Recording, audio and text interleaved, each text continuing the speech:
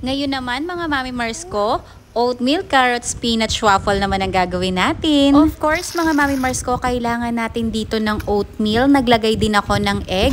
By the way, mga Mami Mars ko, ang ginamit ko nga palang oat is rolled oats. Add din tayo ng milk. And sa milk naman, mga Mami Mars ko, ang ginamit ko is full cream milk. At para naman sa exciting part, mga Mami Mars ko, ilalagay na natin yung ating spinach at carrots. At i-blender lang natin, mga Mami Mars ko. At syempre pa, ngayon naman ay gagamit naman tayo ng electric waffle maker. Sino ang mga nabudol ko na nito?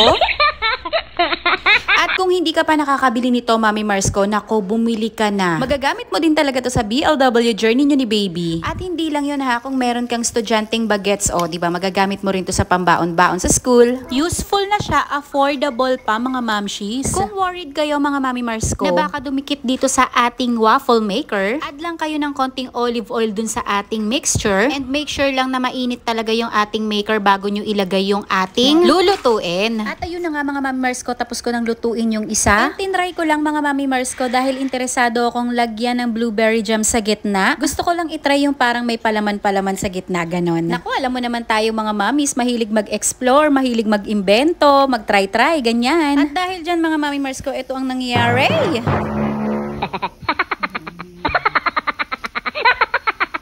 Bawal judgmental, tinry ko lang naman. At least alam ko na ngayon na hindi pala pwede yung ganarn.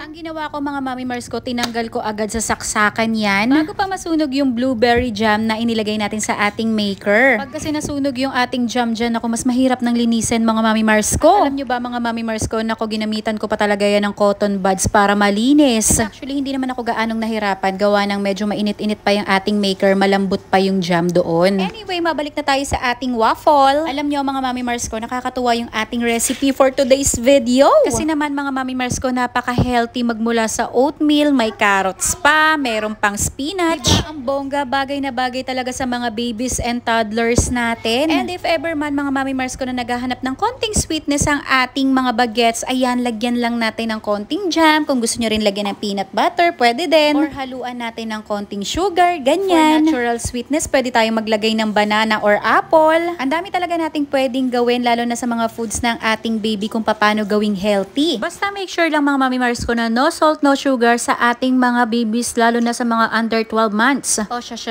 yan lang muna.